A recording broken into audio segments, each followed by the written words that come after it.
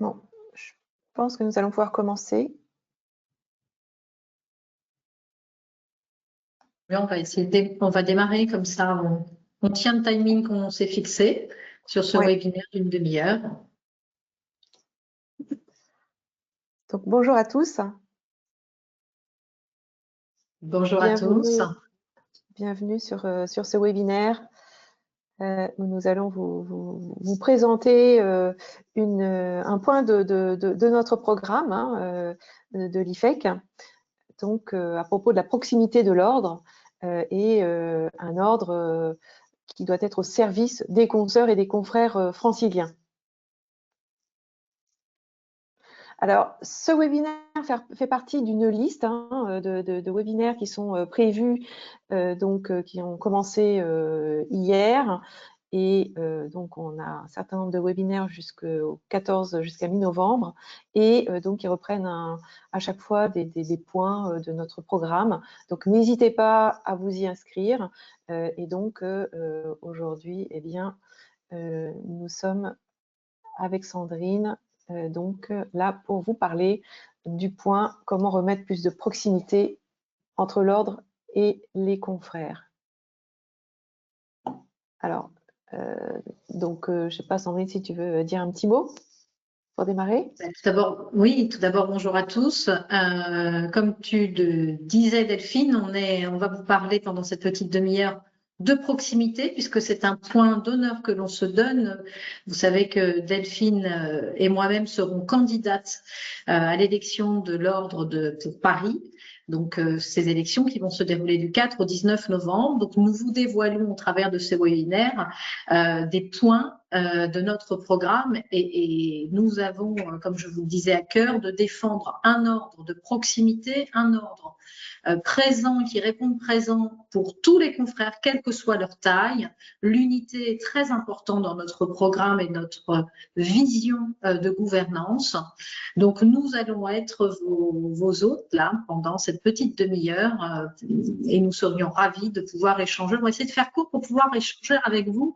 L'idée, encore une fois, c'est de vous transmettre notre vision et la philosophie de ce que l'on souhaite mettre en place si nous avons la chance d'avoir votre soutien et la confiance et d'accéder à la gouvernance de ce CRO à Paris.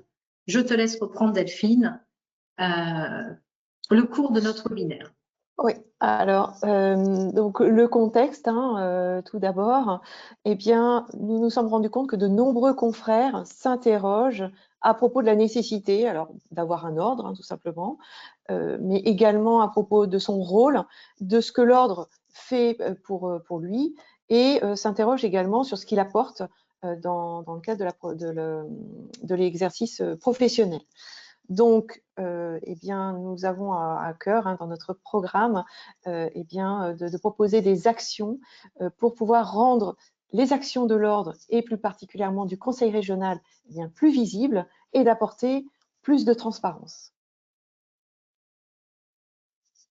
Alors tout d'abord, nous allons un peu parler du rôle de l'ordre et du Conseil régional. Et puis dans un deuxième temps, on vous parlera des actions que l'on souhaiterait mettre en place. Donc le rôle de l'ordre, tout d'abord, c'est d'assurer la représentation, la promotion, la défense, le développement de la profession d'expert comptable, que ce soit en France et aussi à l'étranger. L'ordre veille au respect de la déontologie professionnelle et à l'application des normes met en place aussi un certain nombre d'actions pour l'attractivité notamment de la profession. Donc l'ordre s'engage, comme le disait Sandrine, à servir tous les experts comptables, que ce soit les cabinets de grande taille, de petite taille, enfin tous les confrères, donc en œuvrant dans leurs intérêts.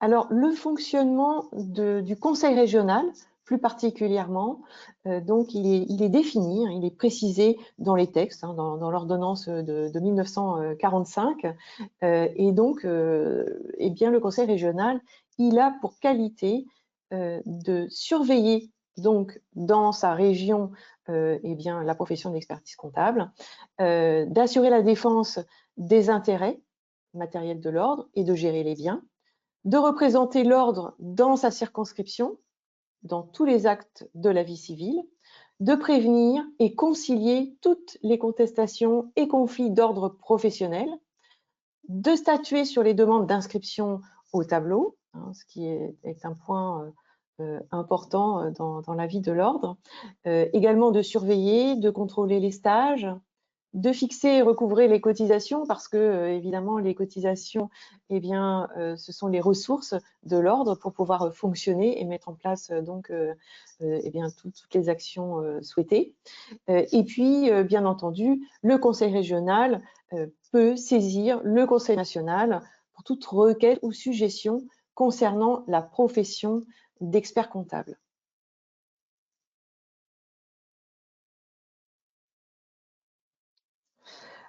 Alors, plusieurs commissions et comités et même des clubs hein, donc, fonctionnent au sein du conseil régional. Donc, on a tout d'abord un bloc, hein, ce sont toutes les commissions régaliennes, donc, qui sont présidées obligatoirement par un élu du conseil régional.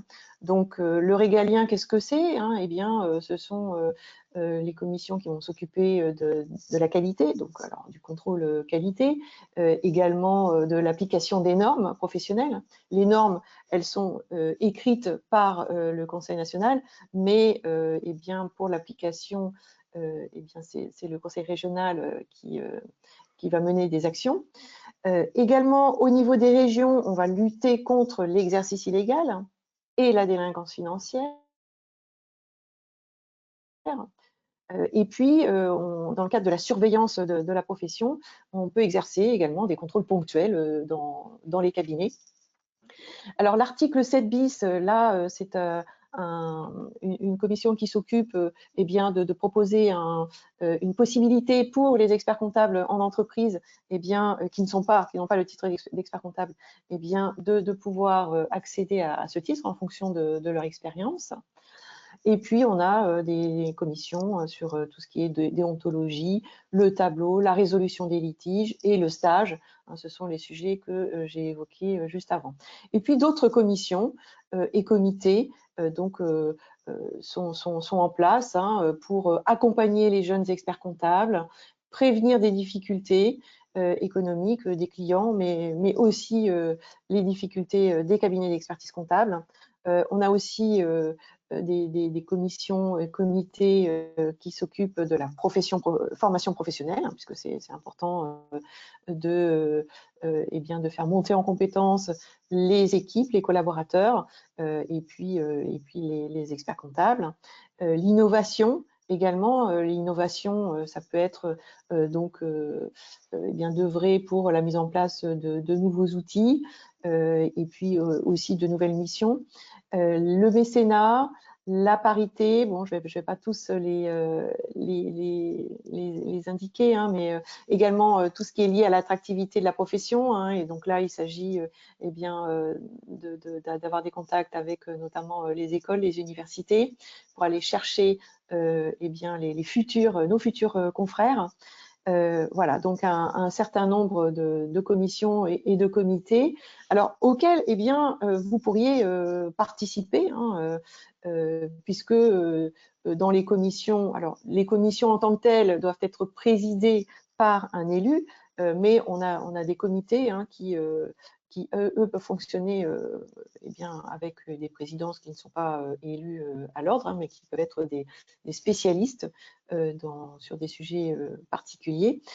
Et vous, en tant que professionnel, eh bien, vous pouvez tout à fait participer à l'élaboration des actions donc prévues par ces commissions et comités. Donc, n'hésitez pas si vous avez une appétence pour un des sujets évoqués ici, eh bien, à solliciter l'ordre hein, pour faire partie de ces commissions et comités et participer aux actions ou donner vos idées, tout simplement. Et puis, on a des clubs également qui sont mis en place. Donc là, ce sont les clubs, c'est vraiment pour accompagner les confrères eh bien, dans le cadre de leur mission. Donc, on a un club DAF externalisé, un club fiscal, social, patrimoine, innovation, donc innovation sur la mise en place de nouvelles missions.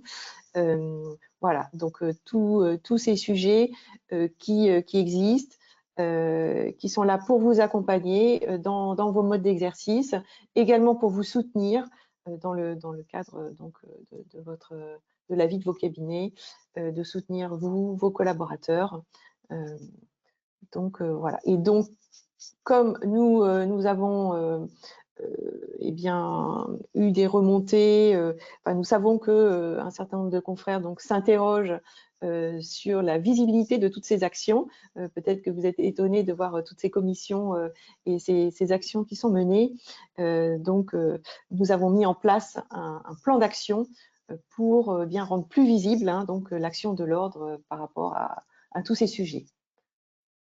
Donc Sandrine, je te laisse Merci Delphine pour cette présentation très claire. Vous voyez, beaucoup de commissions, beaucoup de comités, la partie régalienne qui elle est inscrite dans le cadre réglementaire, mais toute la partie comité, commission, qui a des actions plus ou moins hétérogènes. Il y a des comités et commissions qui sont plus actifs que d'autres, des sujets de ces commissions qui sont plus ou moins pris en compte et qui donnent lieu à des actions. C'est justement là que les nouvelles équipes, les listes qui se proposent, vont avoir des actions plus musclées sur certains enjeux, certains défis, et nous vous invitons vivement, sous notre gouvernance, je l'espère, que vous viendrez gonfler justement ces commissions pour qu'on leur donne vie et qu'on puisse porter des actions concrètes et surtout visibles et utiles. La visibilité, tu le disais Delphine, c'est bien un problème que l'on a rencontré. Vous savez, ça fait 2 ans qu'on tourne dans les départements, qu'on vient vous rencontrer pour justement prendre en compte et ce programme que l'on a élaboré, on l'a élaboré parce qu'on vous a rencontré, parce qu'on vous a entendu et qu'on a entendu vos besoins et vos attentes. Et tu le disais très clairement, Delphine, parmi les problématiques et les besoins et les attentes qui nous sont remontés, on avait ce problème de visibilité, de transparence. En fait, les confrères, dans leur grande majorité, ne comprenaient pas vraiment ce que faisait l'ordre et surtout ce qu'il faisait pour eux. Donc, il est important, quand on a une institution et quand on dépend d'une institution et d'un ordre régional, comme c'est le cas pour notre profession, de créer de la visibilité et de la transparence.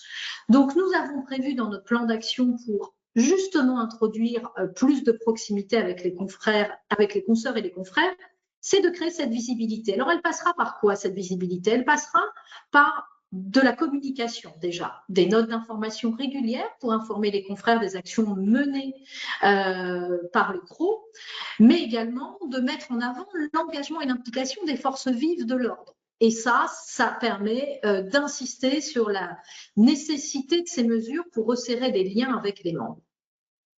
Ça, c'est le premier plan d'action. Mais ces plans d'action, ils vont se poursuivre également en des actions concrètes. On a le plan de com dont on vous parlait précédemment, mieux communiquer avec nos consoeurs et confrères, mais également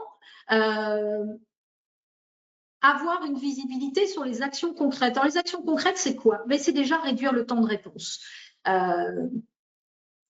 Réduire le temps de réponse, simplifier, accélérer les processus pour garantir une action plus visible et plus efficace. De telle manière que lorsque vous êtes concerné par un sujet où l'ordre interfère, que vous puissiez avoir une visibilité sur le temps de traitement de vos demandes. Donc ça, c'est important puisque nous avons identifié 2 axes prioritaires pour améliorer cette proximité avec nos confrères. Réduire les temps de réponse en simplifiant, en accélérant les processus de l'ordre qui aujourd'hui ne sont pas suffisamment clairs pour être compris par la profession. Deuxièmement, nous allons améliorer l'efficacité des démarches entreprises par nos confrères. Nous nous assurons que les procédures de l'ordre soient fluides, sans obstacle pour eux. Et ces 2 initiatives nous permettront de renforcer notre lien de proximité avec nos consoeurs et confrères. Ensuite, nous allons également agir sur la médiation, parce que la médiation, elle est essentielle.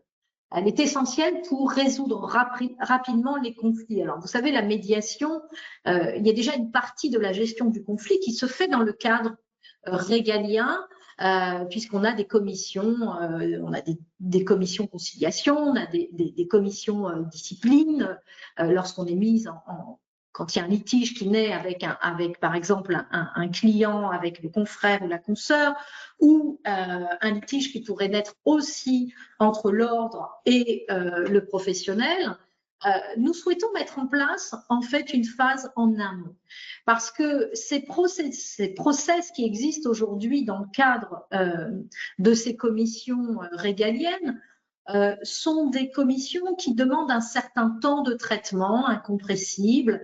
Et j'échangeais encore hier avec un confrère qui me disait, mais j'ai un dossier en cours, ça fait 2 ans que ça traîne, je ne sais pas comment, où ça en est, je ne sais même pas où ça en est de la procédure, et encore moins de l'aboutissement et de la solution qui sortira du traitement de ce dossier, de ce litige. Donc nous, ce que souhaitons mettre en place, c'est renforcer vraiment la médiation le plus en amont possible pour désengorger ce qui sera traité par ces commissions. Donc, développer la médiation, prendre le problème dès sa naissance et accompagner le confrère pour trouver des solutions dans la gestion de ce conflit. Évidemment, ça passera aussi par privilégier la communication, faciliter une meilleure compréhension des attentes des confrères. L'ordre est là pour soutenir les confrères. On vous propose aussi pour parler de proximité, on a parlé de proximité dans le lien, mais il y a aussi la proximité géographique qu'il est important de renforcer. Hein, le Paris-Île-de-France, puisque le CRO francilien est un CRO qui intervient sur sur une région qui est très étendue. Et en même temps, les problématiques départementaux ne sont pas forcément les mêmes d'un département à l'autre. Et parfois aussi, ces départements, les professionnels installés en département, ont l'impression d'être très éloignés de l'intérêt que peut avoir le CRO à leur exercice. Et encore une fois, dans notre programme et dans notre vision de gouvernance, nous serons l'ordre de toutes les consoeurs et de tous les confrères, quel que soit leur mode d'exercice, quelle que soit leur taille, quel que soit le lieu où ils exercent. Il faut que l'on recrée de la proximité également géographique avec ces professionnels qui exercent sur toute la région. Alors, on créera un ordre de proximité parce que le 50 rue de Londres, on veut en faire un siège, un lieu ouvert, accessible à tous. L'ordre doit être l'ordre de tous les confrères. Vous devez vous approprier les lieux car vous y êtes chez vous. Si vous exercez dans le 95 et que vous devez rencontrer un confrère, un client sur Paris, vous devez pouvoir accéder au 50 rue de Londres, réserver une salle de réunion. Vous êtes chez vous, dans votre institution, et vous devez pouvoir recevoir votre client et on simplifiera les process pour que vous puissiez le faire. Le 50 rue de Londres vous appartient et on va vous rendre ce lieu. Également, nous organiserons, pour faire de ce lieu un lieu de partage et un lieu de rencontre, nous organiserons des événements réguliers pour créer des occasions de rencontres et d'échanges. Ces événements permettront de resserrer les liens entre l'ordre et les professionnels de la région. Nous reconnaissons l'importance de rapprocher l'ordre des experts comptables sur le terrain pour mieux répondre aux besoins de nos confrères et c'est également pour cela que nous mettrons en place des services ordinaux départementaux. Alors vous me direz, il existe déjà des AEC dans les départements. Oui, mais pas de façon homogène dans tous les départements. Il est important que tous les départements soient dotés d'une antenne locale, de manière à avoir les mêmes réponses à leurs attentes et à leurs besoins. L'objectif, vous l'avez compris, c'est de créer une relation plus directe, plus personnalisée avec les confrères en étant à leur écoute et en leur apportant un soutien sur mesure. Mais nous allons poursuivre ce lien que nous souhaitons renforcer et la visibilité que nous souhaitons donner à nos confrères par également des actions très concrètes en facilitant l'exercice professionnel. Alors, faciliter l'exercice professionnel, ça passe, entre autres, par rendre les outils et les services plus accessibles. Vous avez vu, il y a un certain nombre de comités, un grand nombre de commissions, mais leur travail n'est pas toujours perceptible. Les propositions ne sont pas perceptibles. Donc, il faut qu'on vous les rende plus visibles. Il faut qu'on les rende plus visibles. On va faciliter l'exercice professionnel en rendant ces outils existants beaucoup plus opérationnels, beaucoup plus adaptés à vos besoins quotidiens dans vos cabinets. Le deuxième objectif, c'est de renforcer l'offre de services pour vous proposer davantage de packs mission. Nous sommes là pour mieux accompagner les experts comptables dans leur pratique. Nous sommes face à des enjeux, nous sommes sur un marché en mutation. Ça fait des années qu'on nous dit qu'il faut passer au conseil, qu'il faut se transformer, qu'il faut revoir notre business model, notre modèle économique d'une manière générale, mais c'est aussi à l'ordre de vous apporter les outils et le soutien pour organiser cette mutation, pour revoir et votre stratégie de cabinet et l'accès aux nouvelles missions. Donc, ces deux axes visent à améliorer l'expérience et le soutien offert aux experts comptables au travers d'outils et de services mieux adaptés à leurs besoins. Alors, pourquoi est-ce que pour nous, il est si important de recréer cette proximité? Eh bien, c'est important parce que le bénéfice est direct pour les confrères et les consoeurs. D'abord, la relation sera améliorée. On aura une relation plus proche, plus directe, plus réactive. Cela donnera du sens à l'existence de cette institution ordinale. Nous simplifierons des démarches. On ira chercher des processus simplifiés, des services accessibles. On est dans des actions visibles, mais surtout utiles. Et évidemment, notre visibilité accrue permettra aux confrères et aux consoeurs de mieux comprendre les actions et d'y trouver des avantages.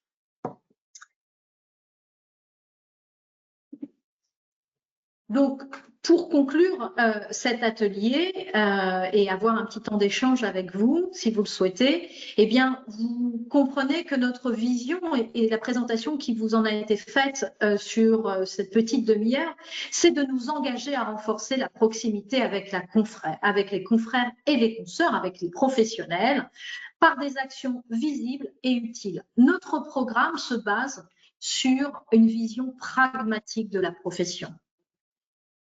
Évidemment, pour que nous puissions mettre cela en place, il y a un appel à l'action et cet appel à l'action, il passera par les élections du 4 au 18 novembre. Vous allez être amenés à faire entendre votre voix.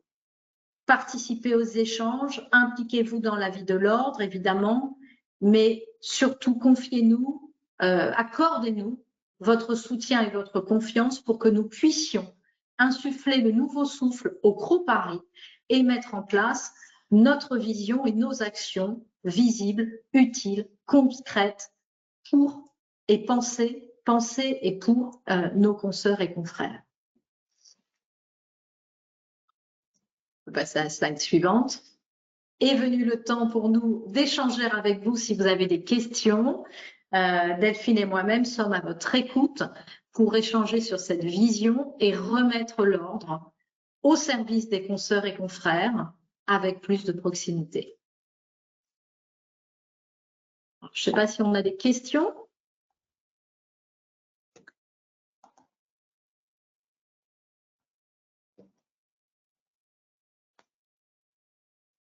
Pas de questions dans l'auditoire. Non, a priori, pas de questions, ni dans le chat. C'est qu'on a été très clair. C'est qu'on a été très clair, ben, parfait. Alors, on a quand même des petites choses à vous présenter par la suite.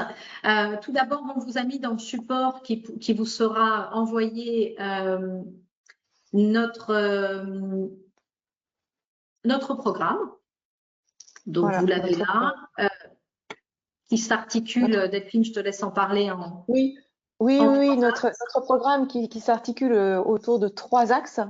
Une profession connue et reconnue, tout d'abord, où nous avons pour ambition eh bien, de valoriser le rôle de l'expert comptable, de promouvoir l'expert comptable comme un acteur de confiance et indispensable pour les entreprises, créer des partenariats aussi avec d'autres professionnels, et puis une communication pédagogique, donc avec une vulgarisation des sujets, hein, que ce soit comptables, fiscaux, euh, voilà, avec au moyen de différents supports.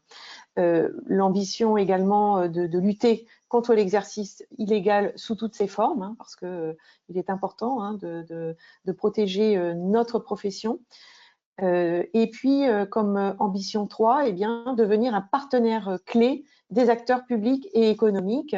Donc là, cela passe par une consultation régulière que nous souhaitons mettre en place avec les parlementaires, notamment également des sénateurs, eh bien, pour pouvoir être force de proposition sur un certain nombre de sujets.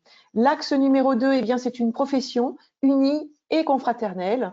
Donc là, on vous parlait de proximité ce matin, mais c'est également de préserver les intérêts des experts comptables dans leurs relations avec les partenaires. Hein, on l'a vu ces derniers temps.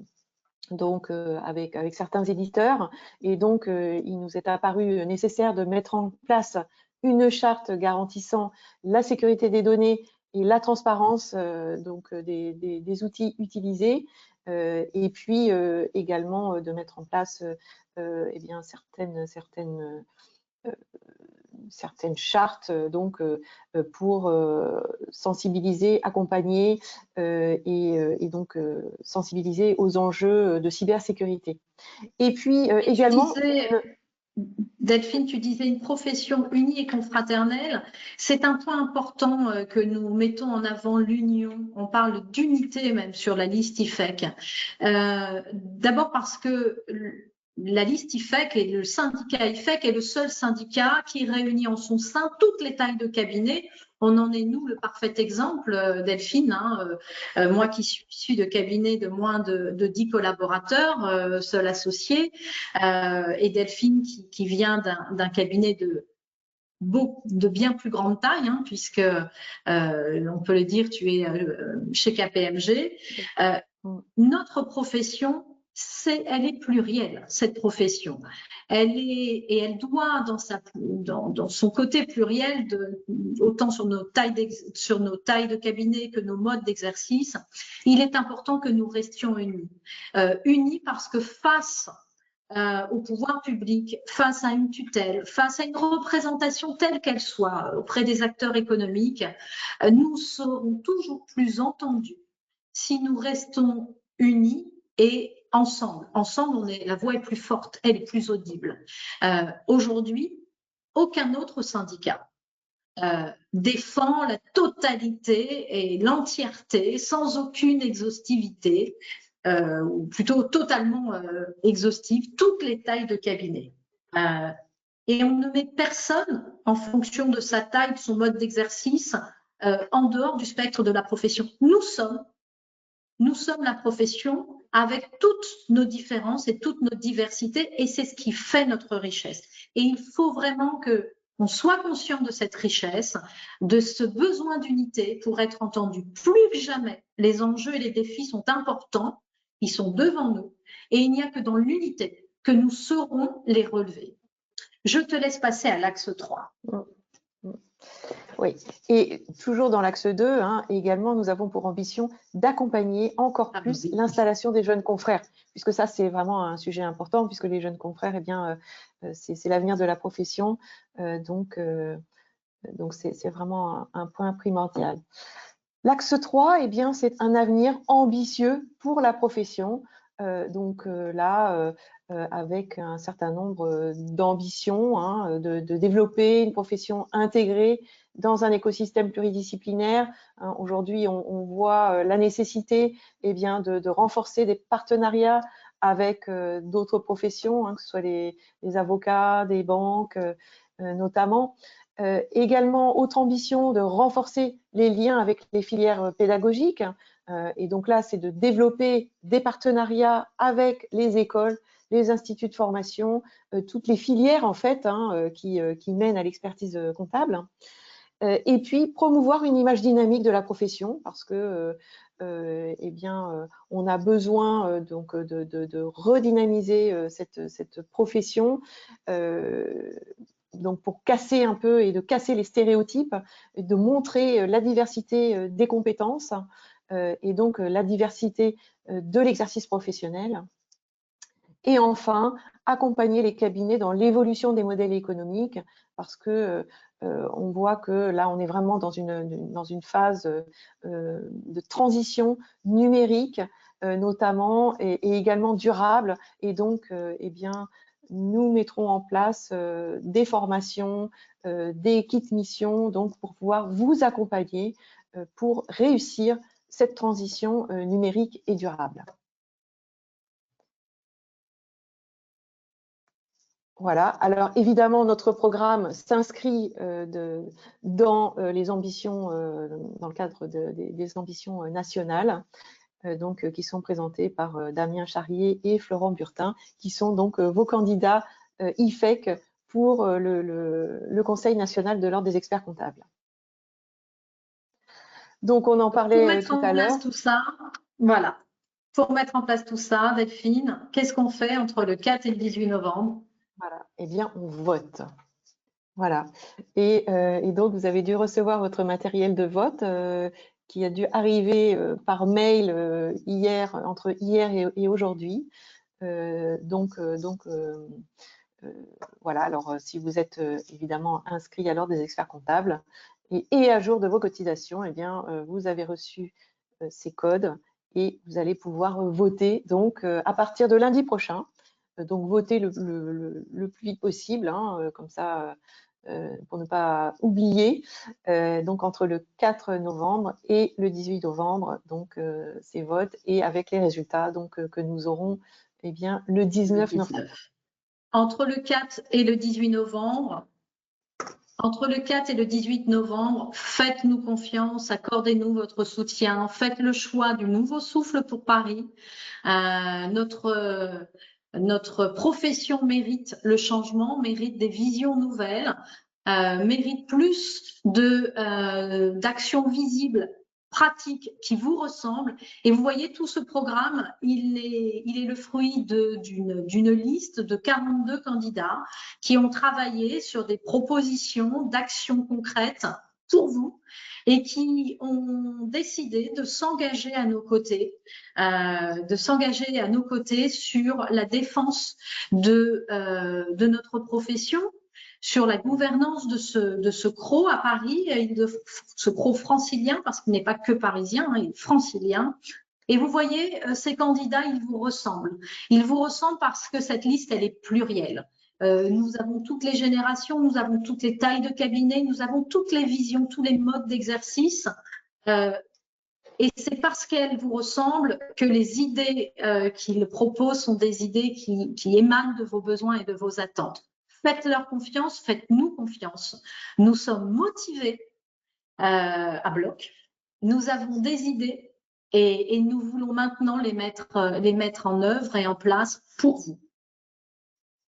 Donc du 4 au 18, nous vous invitons à voter pour une profession forte et unie.